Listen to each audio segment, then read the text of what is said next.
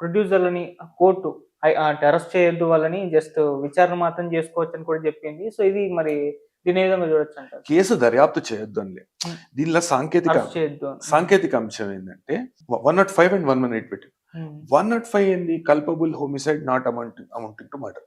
నేను ఇంతకు ముందు కూడా మాట్లాడినప్పుడు చెప్పాను. పూర్తిగా ఇప్పుడు ఒక నేరపూరితమైన ఉద్దేశం అనేది ప్రొడ్యూసర్‌కు గాని, లేకుంటే చిత్ర బృందానికి గాని, అదే విధంగా బౌన్సర్‌లకు గాని, లేకుంటే వేరే వాళ్ళ మీద ఎవరి మీద అయితే కేసు పెట్టిండ్రో ఫ్యాన్స్ అసోసియేషన్ గాని, ఎందుకంటే ఒకళ్ళకొకళ్ళు పరిచయం అనేది ఉండదు. ఇప్పుడు నేరపూరితమైన ఉద్దేశము అతని మృతికి నేను కారణమైతను అనే విషయాన్ని నిర్లక్ష్యపూరితంగా ఉన్నప్పుడు ఎదుటి వ్యక్తి ఎవరైతే నేరారోపణ చేయబడ్డ వ్యక్తికి తెలిసి ఉండాలి. ఓకే. లేకుంటే ఒక కారణం ఉండాలి. ఆ కారణం లేదు అనే ఒకటే రీజన్ తోన మధ్యంతర బెయిల్ అనేది ఇవ్వడం జరిగింది. హ్మ్. అదే చట్టము ఇప్పుడు what is sauce for geese is what is also a sauce for gander. అయితే ఇప్పుడు అల్లు అర్జున్‌కి ఏదైతే చట్టం వర్తిస్తదో మిగతా నేరస్తులు అంటే నేరారోపణ చేయబడ్డ వాళ్ళకు కూడా అదే చట్టం వర్తిస్తదనే కారణంతోనే ఆ సూత్రాన్ని పాటించుకుంటూ వాళ్ళకు కూడా అరెస్ట్ చేయొద్దు అనే ఇంట్రీమ్ ఆర్డర్ అనేది ఇవ్వడం జరిగింది. ఓకే. అయితే దీనిలో పోలీస్ వాళ్ళు ఇన్వెస్టిగేషన్ చేసినాక హ్మ్. బలమైన కారణాలు ఉంటే వాళ్ళు ఛార్జ్ షీట్ వేస్తారు.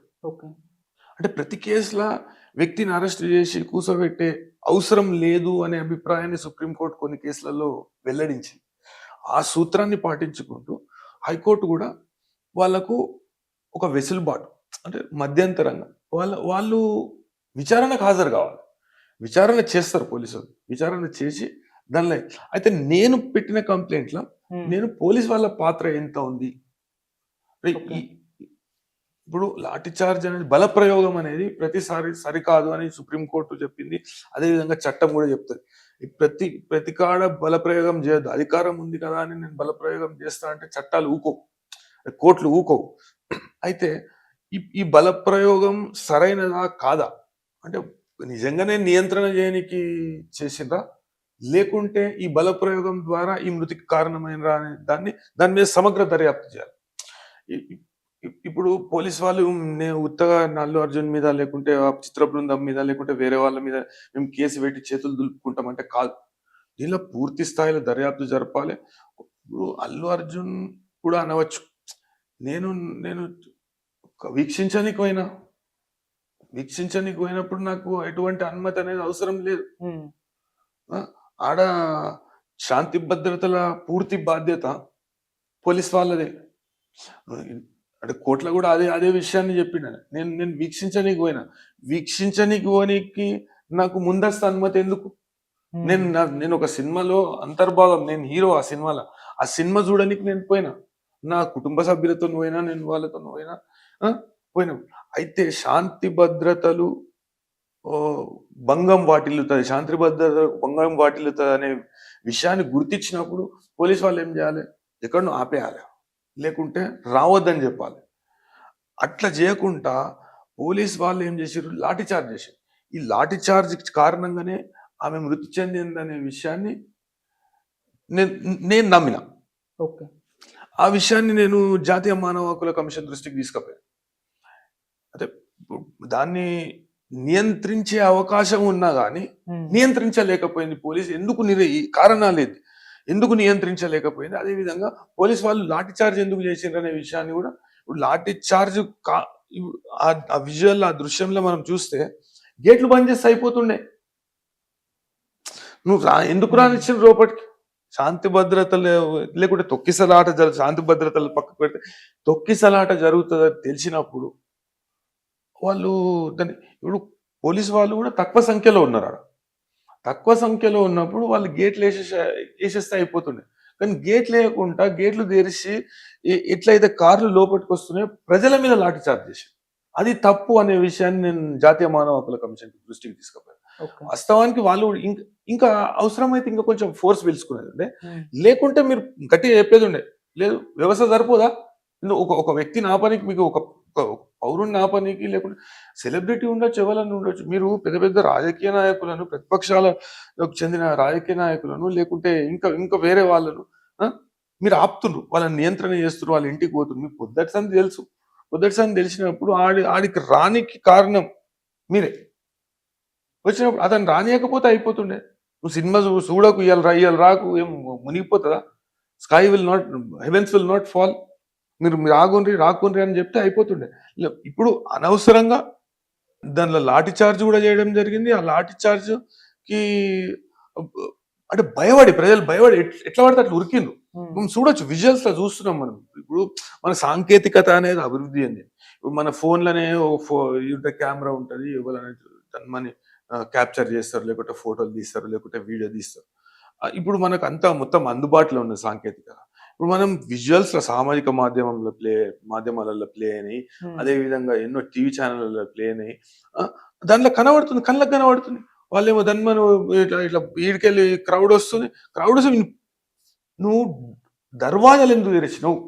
దర్వాజాలు తెరిచేది లేకుండే నువ్వు గీచ్మెన్ని మొత్తం ఆడ ఆపేసేది, దానికి ఒక చైన్ వేసి లాక్ చేసేది, చెప్పేది ఉండి, ఫోన్లో మాట్లాడేది ఉండే, అల్లు అర్జున్తో మాట్లాడింది, లేకుంటే వాళ్ళ మేనేజర్లతో కానీ చిత్ర బృందంతో మాట్లాడి, ఏందా ఇది ల్యాండ్ ఆర్డర్ ప్రాబ్లం అవుతుంది, మీరు వెనుకకు వెళ్ళిపోండి, లేకుంటే ఇక్కడ ఉండకూరు, ఎందుకు వచ్చారు మీరు అనే విషయాన్ని అడగకుండా వాళ్ళని లోపలికి రాణిస్తున్నారు. ఒక దిక్కేమో అటు మీద పడుతున్న పబ్లిక్ మీద లాఠీ చార్జ్ చేస్తారు. ఇంకొకటి ఏంటంటే, పోలీస్ వాళ్ళు చేసిన తప్పు ఇంకొకటి ఏంటంటే, ఆడ జమ అయినరు అంతమంది పబ్లిక్. జమ అయినప్పుడు మీరు వాళ్ళని డిస్పర్స్ చేయకుండా వాళ్ళని ఆడనే పెట్టిరు. అవతల పబ్లిక్ ఉన్నారు, యువతల పబ్లిక్ ఉన్నారు. ఇప్పుడు 1300, 1200 కెపాసిటీ థియేటర్ అటది. అంటే పక్కకి ఇంకో థియేటర్ ఉంది, ఒకటే కాంపౌండ్ లో థియేటర్ ఉంది. అయితే గేట్లు మొత్తం బంద్ చేసారు. గేట్లు మొత్తం బంద్ చేస్తే పబ్లిక్ ఏడుకురకాలే, కుల్ల మైదానం ఉంటూ ఉరికిపోతారు. పోలీసు వాళ్ళు లాఠీ చార్జ్ చేస్తున్నా, లేకుంటే దక్క కొడుతున్నా, బౌన్సర్లు రానియకున్నా కానీ ఉరికిపోతారు. అయితే ఈడ అట్లా కాదు, మొత్తం గేట్లను బంద్ చేసి ఎట్లయితే వాళ్ళు ఎంటర్ అయ్యే టైంలో ఇప్పిండ్రు, లాఠీ చార్జ్ చేసుకుంటూ వచ్చారు. లాఠీ చార్జ్ చేసుకుంటూ వస్తే ఇటు కాకుండా మొత్తం ఉన్న పబ్లిక్ మొత్తం అంతా వీళ్ళ మీద ఆళ్ళు పడి తొక్కిసలాట జరిగి ఆమె ప్రాణాలు కోల్పోయింది. ఇప్పుడు ఆమెదైతే ఏం తప్పు లేదు కదా. ఆమె ఏంది సినిమా చూడనీకి వచ్చింది, అల్లు అర్జున్ చూడనీకి రాలే ఆమె. లేకుంటే వాళ్ళ కొడుకు కూడా పిల్లాడు పాపం సినిమా చూస్తానే దిల్సుఖ్నగర్కి వెళ్ళి వచ్చారు. దిల్సుఖ్నగర్కి వెళ్ళి వస్తే ఆమెది ఇంత కూడా తప్పులేదు, వాళ్ళ కుటుంబ సభ్యులు ఇంత కూడా తప్పులేదు. వాళ్ళు టికెట్ కొనుక్కొని బెనిఫిట్ షో అంటే ఈవెన్ బెనిఫిట్ కి ఈ బెనిఫిట్ షో అంటే ఓ పాపం వికలాంగులకో, లేకుంటే గరీబోన్కో, లేకుంటే ఏదన్నా సోషల్లీ డిప్రైవ్డ్ పర్సన్స్ కో ఏమైనా చేద్దాము, కొద్ది శాతం వాళ్ళకి దీనిలో నుండి వచ్చిన రెవెన్యూ అంటే ఎట్లా అంటే, దీనిలో ఎట్లా అయిపోతుంది అంటే 10 రోజులలోనే నేను పెట్టిన పైసలు మొత్తం 100 రెట్లు రావాలి, 200 రెట్లు రావాలి. ఇంతకు ముందు సినిమాలు ఒక 100 days ఆడుతుండే సినిమాలు, 200 రోజులు ఆడుతుండే షోలేగి, లేదా అప్పుడు పాత సినిమా. అదే అప్పుడు మెల్లగా ఒక 100 రోజులు ఆడినాక అరే కలెక్షన్ మస్తు ప్రాఫిట్ వచ్చింది, చాలా కలెక్షన్ వచ్చింది అన్న టైప్లో ఉంటుండే. ఇప్పుడు అట్లా కాదు, వారం 10 రోజులలో 200 కోట్లు రావాలి, 300 కోట్లు రావాలి, లేక టికెట్లు రేట్లు ఎక్కువ పెట్టి అమ్మాలి. ఆ టికెట్లు రేట్లు ఎక్కువ పెట్టి అమ్మినప్పుడు ప్రభుత్వాలు ఎందుకు అనుమతిస్తున్నాయి? అది అర్థమవుతుంది. ప్రభుత్వాలు అనుమతి ఇవ్వద్దు.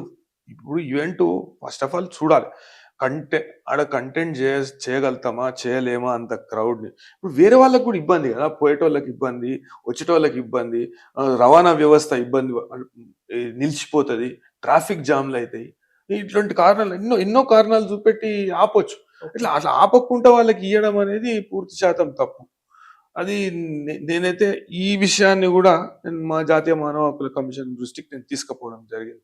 దీని మీద సమగ్రంగా దర్యాప్తు జరిగినాక మనకు అసలు దోషులు ఎవరు, పోలీసు వాళ్ళు అనుచితంగా ప్రవర్తించినా లేకుంటే వాళ్ళ బల ప్రయోగం ఎందుకు చేసిర్రు అనేది మనకు తెలుసు. సార్, ఇక్కడ దర్యాప్తు అనేది అంటే కొన్నిసార్లు హ్యూమన్ రైట్స్ వాళ్ళు వాళ్ళే ఫీల్డ్ లోకి దిగి ఫ్యాక్ట్ ఫైండింగ్ చేస్తూ ఉంటారు కదా. ఇప్పుడు డీజీపీకి అప్పగించారు, ఒకవేళ అక్కడ నుంచి సాటిస్ఫాక్షన్ రిజల్ట్స్ రాకపోతే హ్యూమన్ రైట్స్ వాళ్ళే రంగంలోకి దిగి దర్యాప్తు చేస్తారా? హ్యూమన్ రైట్స్ కమిషన్ కు, జాతీయ మానవ హక్కుల కమిషన్ కు section 13 of protection of human rights act ప్రకారము అధికారాలు ఉంటాయి. రాష్ట్ర మానవ హక్కుల కమిషన్ కు కానీ, జాతీయ మానవ హక్కుల కమిషన్ వీళ్ళు ఇచ్చిన నివేదిక సంతృప్తికరంగా లేకపోతే వాళ్ళు వ్యక్తిగతంగా హాజరు కామని ఎవరిని ప్రతివాదులు. దీనిలో ప్రతివాదులు ఎవరిని చేసిండ్రు? Secretary state human rights commission ఒకటి, అదేవిధంగా డీజీపీ గారిని, కమిషనర్ గారిని ప్రతివాదులు వేసారు. అయితే ఈ ముగ్గురు ప్రతివాదులలో సెక్రటరీ అయితే ఇప్పుడు సెక్రటరీ లేరు కాబట్టి ఫార్మాలిటీ ప్రకారం చేయడం జరిగింది. డీజీపీ గారిని రాష్ట్రానికి ప్రాతినిధ్యం వహిస్తారు కాబట్టి డీజీపీ గారిని చేయడం జరిగింది. అదేవిధంగా కమిషనర్ గారిని. అయితే వీరు ఇచ్చిన నివేదిక సంతృప్తికరంగా లేకపోతే, అదేవిధంగా ఒక అధికారిని, సీనియర్ పోలీస్ అధికారిని ఒక విచారణ అధికారిగా పెట్టండి మీరు, ఏర్పాటు చేయండి అని చెప్పారు కదా. అయితే ఆయన ఇచ్చిన నివేదిక కానీ లేకుంటే వీరు పొందుపరిచిన అంశాలు కానీ సంతృప్తికరంగా లేకపోతే, అప్పుడు సెక్షన్ 13 కింద అధికారాలు వినియోగించి వాళ్ళని వ్యక్తిగతంగా రమ్మనడం కానీ లేకుంటే ఒక ఫ్యాక్ట్ ఫైండింగ్ కమిషన్ కానీ వేయడం జరుగుతుంది. అప్పుడు ఒక నిర్ణయం దీనిలో తీసుకునే అవకాశం ఉంటుంది జాతీయ మానవ హక్కుల కమిషన్. Okay sir. అలాగే సార్, ఇక ఫైనల్ గా అల్లు అర్జున్ గారు రెగ్యులర్ బెయిల్ కి సంబంధించి విచారణ జరగబోతుంది. మరి ఇక్కడ దొరికే అవకాశాలు ఎక్కువగా ఉన్నట్టుగా వార్తలు వినిపిస్తున్నాయి సార్ ఇప్పటి వరకు. మరి ఏం జరిగే అవకాశం ఉంది సార్ అల్లు అర్జున్ గారి రెగ్యులర్ బెయిల్ విషయం? ఇప్పుడు మధ్యంతర బెయిల్ ఇచ్చినందుకు